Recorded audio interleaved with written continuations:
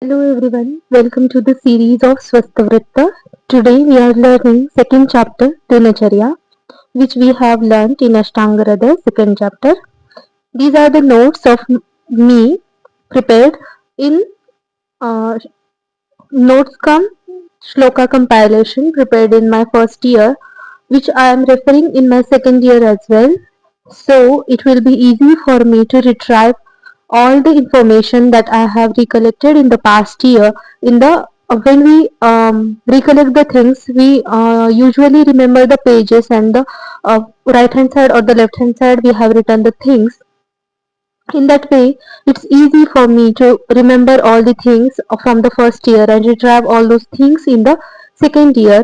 So, the number of points which we covered in Ashtangara the first year are continued here from the same notes, and the new points like Pratimarshanasya or some new points, these are prepared in fresh new notes or shloka compilation which will be explained to you. So the point is, if you have um, prepared you had prepared the notes of first year, you should refer those notes. That will be easy to understand and remember things. So to begin with, welcome all to the series of Swastavritta. Our today's lecture is on Dinacharya. In today's lecture, we are covering the some initial points of Dinacharya, starting with definition of Dinacharya. दिने दिने चर्य दिनचर्या दिनस्य वा दिनचर्या dinasya va charya dinacharya. What does that mean? It means dinacharya is composed of two words, dina and charya. Dina means day, daytime, and charya means regimen, duties, actions to be carried. So the first the first dinacharya is brahme muhurta. ब्राह्मे मुहूर्त उत्तिष्ठेत स्वस्तु रक्षार्थम आयुषः. As you all know, one should wake up at Brahma Muhurta, which is around 45 minutes before the sunrise, around 5 to 6 am.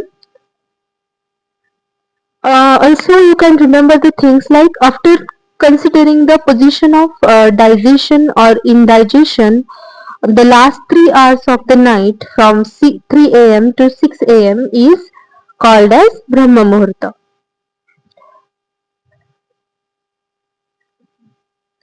Next is Usha Jalpana. This is just one line information which I am covering only by virtual. So listen carefully. In Usha Jalpana, what does that mean? After waking up, Ushapana, which means eat prasruti, which is 640 ml of water. A person who drinks water in this quantity just before sunrise remains free from diseases and aging and lives for more than 100 years. Only this information is sufficient for Usha Jalpana, which means you should, after waking up, you should drink 640 ml of water in the morning before sunrise. Next is Malatyaga or Shaucha Vidhi. The shloka is Sharira Chinta Nirvartya Krita Shaucha Vidhistata, which means a healthy person should get up during the Brahma Muhurta to protect his life. So the next is after considering the position of digestion or indigestion food taken in previous night, the person should next attend the Shaucha Vidhi, which is elimination of Mala and Mutra. Next point is Dantadhavana. अर्कन्यग्रोध खदीरकरंज कुकुब आदिजम प्रातबुर्कत्वा च मृद्वग्रम कषाय कटुतिक्तकम कनिन्यग्र समस्तौल्यम सुकूर्चम द्वादश अंगुलम भक्षये दंतधावनम दंतमांसान्य बाधायन. Here the timings are given. So the first is in the first line the dravyas are given which are used to brush the teeth, which means the branches of those plants are used as brush. These are arka, negroda, khadira, karanja, kukuba, etc. Then the rasa in the second line given kashaya, katu, tikta. These are the three rasa are involved, which means the plants having those rasas are selected for uh, selecting the branch as a brush. Okay, then in the third line, Kaninya Gra Samastavla Sukurcham Dwadashangulam.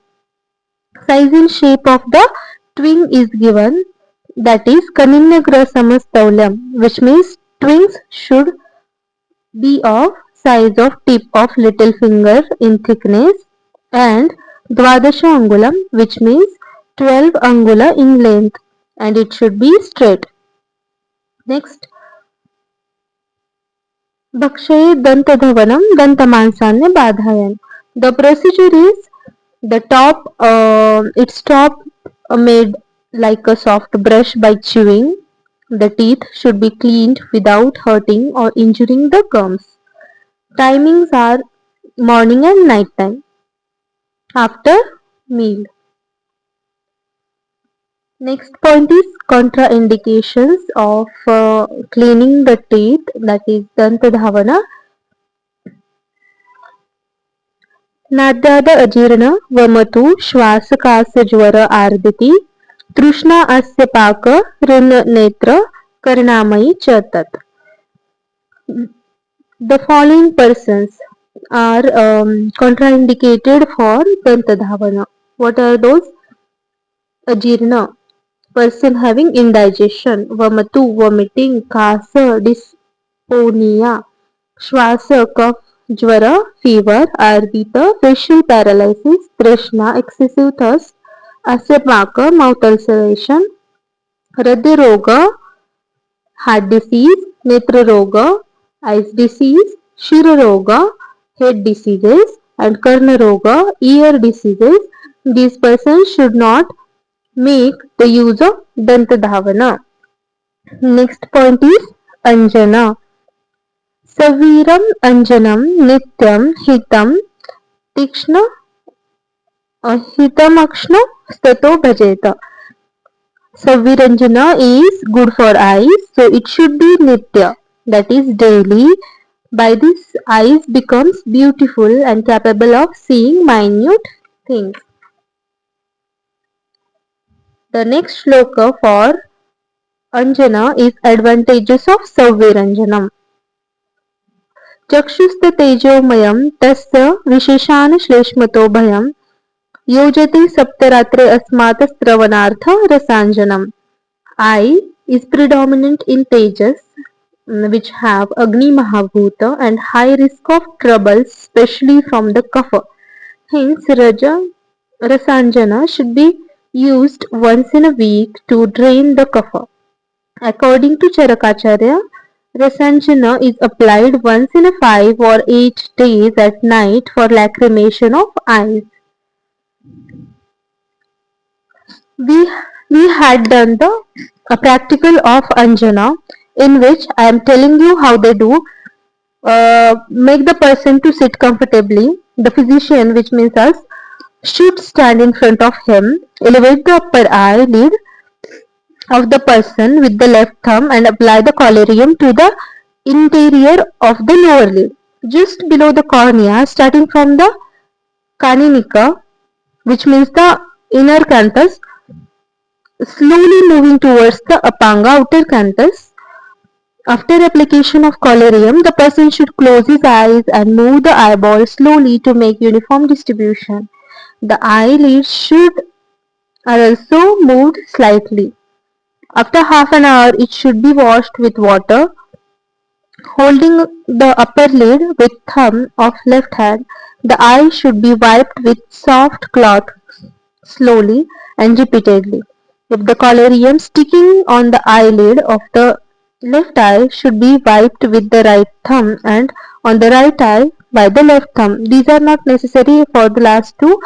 last two lines are not necessary, but you can understand the basic concept of application of anjana.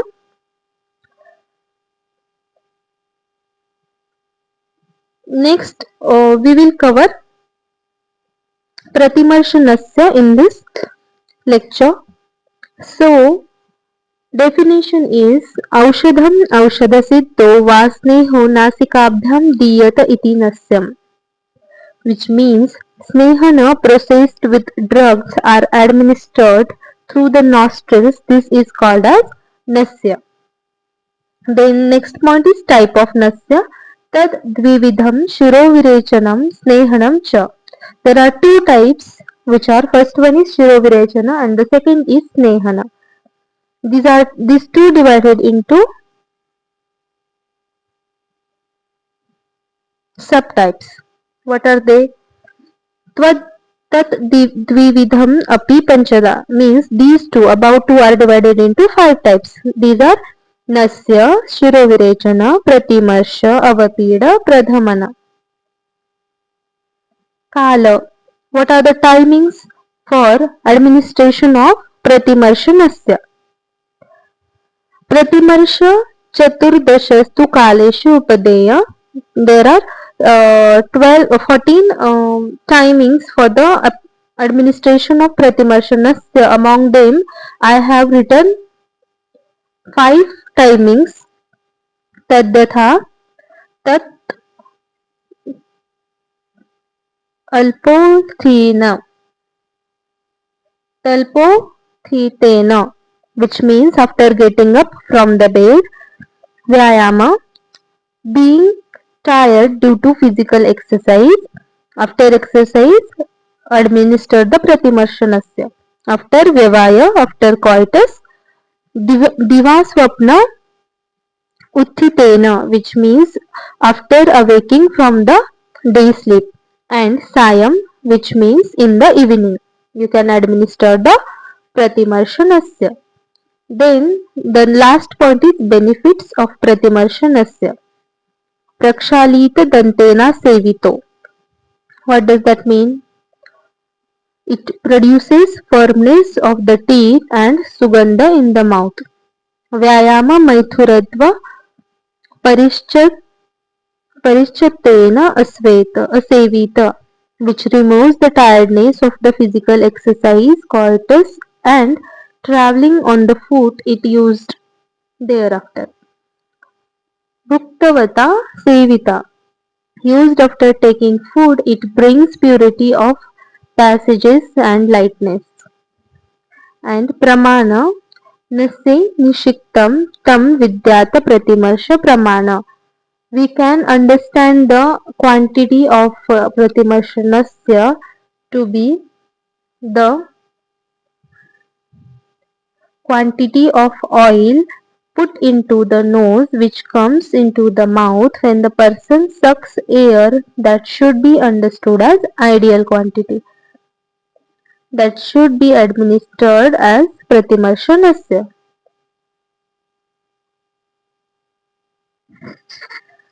After that, there are points about samyak nasya lakshana, atyoga nasya lakshana, and ayoga nasya lakshana. Samyak nasya lakshana, laghavam shiraso yoge sukha swapna prabodhanam. You can by heart this shlok, which means in proper use, the Laghava Shirasa, lightness of the head, and Sukha Swapna Prabodhana, easy sleeping and awakening. And other 2 points are cures the disorder, clarity of sense organs, and cheerfulness are the symptoms or the features of Samyak Nasya Lakshana. In Atiyoga Nasya Lakshana, features of excessive Nasya, Kapha Praseka Shiraso, Guruta, Indriya Vibhramaha. Then, in that kapha praseka, excessive mucus secretion occurs. Shirasa Kuru, which is heaviness of head, and Indriya Vibhrama, dysfunction of sense organs, are the signs of excessive use of Nasya. Ayoga Nasya Lakshana, features of insufficient Nasya. अयोगी वात वैगुण्यम इंद्रियाणाम च रुक्षता. In deficient use, vata vaigunya, vata is vitiated. Indriya rukshata, roughness appears in the organ, and roga ashanti, disorder is not elevated. In this case, appropriateness should be used again. These are the all points about Pratimarshanasya.